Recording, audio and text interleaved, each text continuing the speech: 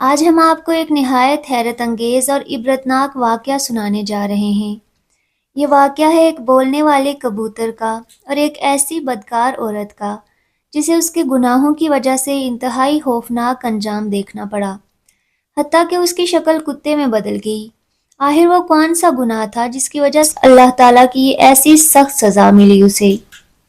یہ واقعہ سن کر آپ سب حیران رہ جائیں گے اور ہمیں امید ہے کہ آپ سب اس سے ضرور سبق حاصل کریں گے۔ یہ واقعہ ترکی کے ایک گاؤں کا ہے۔ ترکی کے ایک گاؤں میں ایک نہایت خوبصورت، نیک اور پرہیزگار نوجوان رہتا تھا۔ اس کے ماں باپ اس کے بچپن میں ہی وفات پا چکے تھے۔ گاؤں کی مسجد کے مولوی صاحب نے اس کی دینی تربیت کی اور اسے قرآن و سنت کی روشنی میں پروان چڑھایا۔ جب وہ جوان ہوا تو حلال روزی کمانے لگا اور اپنی زندگی سادگی اور تقوی کے ساتھ گزارنے لگا۔ وہ نوجوان اپنے گھر میں ایک چھوٹا سا کبوتر بھی رکھتا تھا۔ وہ روزانہ گھر میں قرآن پاک کی تلاوت کیا کرتا تھا اور کبوتر اس کے پاس بیٹھا رہتا۔ آہستہ آہستہ اللہ کے فضل سے وہ کبوتر بھی قرآن پاک کی آیات سن سن کر یاد کرنے لگا اور کچھ آیات دہرانے بھی لگا۔ وہ نیک نوجوان کبوتر کو ہمیشہ یہ نصیحت کرتا کہ ہمیشہ سچ بولنا، کیونکہ سچ بولنے والوں کو اللہ تعالیٰ بہت پسند فرماتا ہے۔ اس نوجوان کے گھر کے قریب ہی ایک طوائف کا گھر تھا۔ وہ عورت بے حد خوبصورت تھی اور اس کے حسن کے چرچے پورے گاؤں میں تھے۔ ایک دن اس طوائف کی ملازمہ نے اس سے کہا، باجی آپ کے حسن پر تو پورا گاؤں فریفتہ ہے، لیکن ایک نوجوان ایسا بھی ہے جس نے آج تک آپ کی طرف نظر اٹھا کر بھی نہیں دیکھا۔ وہ بہت نیک اور شریف انسان ہے۔ یہ سن کر وہ بدکار عورت حیران ہو گئی اور بولی، یہ کیسے ہو سکتا ہے؟ میری خوبصورتی کو تو دیکھ کر بڑے بڑے عبادت گزار بھی اپنے ہوش کھو بیٹھتے ہیں اور گناہ کر بیٹھتے ہیں۔ آخر یہ کون سا زاہد و عابد ہے جو مجھے نہیں دیکھتا؟ ملازمہ نے کہا، اگر آپ چاہیں تو آج ہی اسے آزما سکتی ہیں۔ طوائف نے کہا، ٹھیک ہے، میں خود دیکھوں گی۔ اگلے دن اس بدکار عورت نے اپنا بھیس بدل لیا۔ اس نے شریف اور باپردہ لڑکیوں جیسے کپڑے پہنے اور مسجد کے دروازے کے سامنے جا کر کھڑی ہو گئی تاکہ کسی نہ کسی بہانے اس نوجوان کی توجہ حاصل کر سکے۔ جب بھی وہ نوجوان نماز کے لیے مسجد آتا تو وہ نظریں جھکا کر آتا، بغیر کسی کی طرف دیکھے مسجد میں داخل ہو جاتا اور نماز کے بعد بھی نظریں جھکائے سیدھا اپنے گھر چلا جاتا۔ بات کرنا تو بہت دور کی بات تھی، اس نے کبھی ایک نظر بھی اس عورت کی طرف نہ اٹھائی۔ کئی دن اسی طرح گزر گئے، مگر وہ نوجوان اپنی پاکیزگی اور حیا پر قائم رہا۔ آخر ایک دن وہ بدکار عورت نے خود کو بیمار ظاہر کیا اور مسجد کے سامنے گر پڑی۔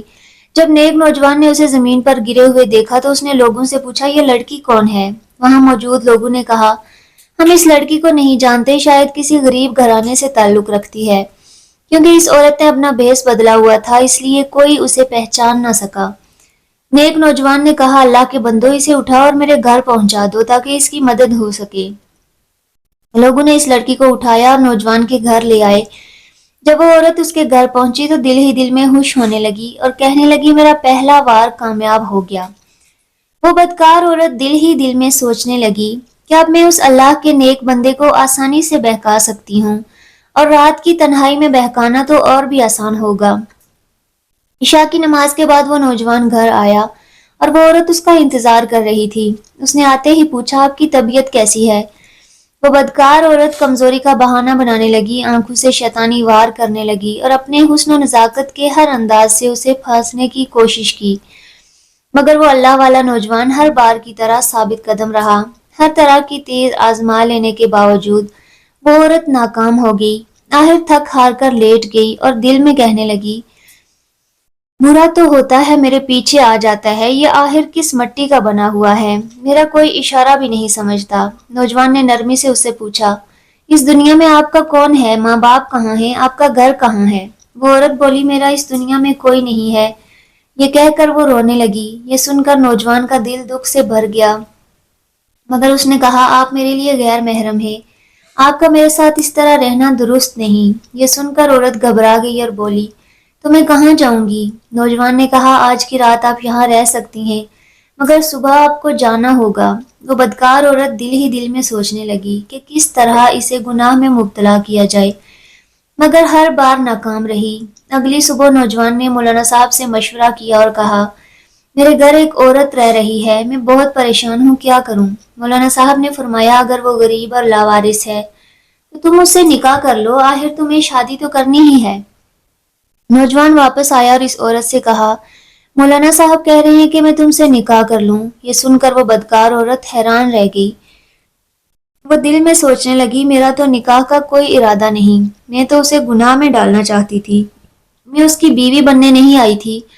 اس نے کہا مجھے ایک دن سوچنے کا وقت دے دیں، میں صبح جواب دوں گی۔ پوری رات وہ سوچتی رہی، آخر اس نے فیصلہ کیا جھوٹ موٹ کا نکاح کر لیتی ہوں، جب میرا مقصد پورا ہو جائے گا تو یہاں سے بھاگ جاؤں گی۔ صبح اس نے کہا میں آپ سے نکاح کے لیے تیار ہوں، شاید اس طرح کسی بے سہارا کو سہارا مل جائے۔ مولانا صاحب کو بلایا گیا اور نکاح پڑھا دیا گیا۔ پورا گاؤں ایک نیک اور سیرت والی نوجوان کی شادی پر خوش تھا۔ وہ نوجوان نیتاً اللہ کی رضا کے لیے اس عورت کو سہارا دے رہا تھا۔ چند دن گزرے تو اس بدکار عورت کا دل اس نیک انسان سے بھر گیا۔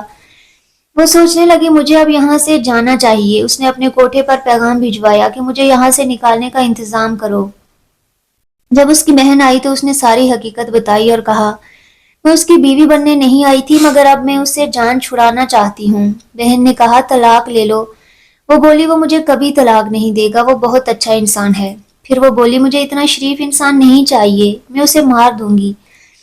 وہ اپنے پرانے کوٹھے والی زندگی یاد کرنے لگی جہاں امیر لوگ اس پر دینار لٹاتے تھے۔ آخر اس نے زہر کا انتظام کیا۔ جب وہ نیک نوجوان رات کو گھر آیا تو اس نے کہا میں آپ کے لیے کھانا لاتی ہوں۔ اس نے کھانے میں زہر ملا دیا۔ گھر میں موجود کبوتر یہ سب دیکھ رہا تھا۔ اچانک کبوتر چیخنے لگا بچاؤ بچاؤ۔ نوجوان اس کے پاس آیا اور کہا آج تم اتنا کیوں چیخ رہے ہو؟ مگر وہ سمجھ نہ سکا۔ کھانا کھانے کے بعد وہ سونے چلا گیا۔ آدھی رات کو اسے شدید درد ہونے لگا۔ وہ بولا میرے پیٹ میں چھریاں چل رہی ہیں، میرا وقت قریب لگتا ہے، مولانا صاحب کو بلا لاؤ۔ عورت باہر گئی مگر مولانا کو لانے کے بجائے وہیں کھڑی رہی۔ اس کے سامنے وہ نوجوان تڑپ تڑپ کر شہید ہو گیا۔ مرتے وقت اس نے کلمہ شہادت پڑھا اور اس کی روح پرواز کر گئی۔ اس بدکار عورت کو ذرا بھی رحم نہ آیا۔ اس نے بہن کو بلایا، دونوں نے صحن میں گڑھا کھودا اور اسے دفن کر دیا۔ پھر وہ خوشی خوشی اپنے کوٹھے پر واپس چلی گئی۔ اگلے دن مولانا صاحب نے دیکھا کہ وہ نوجوان نماز کے لیے نہیں آیا۔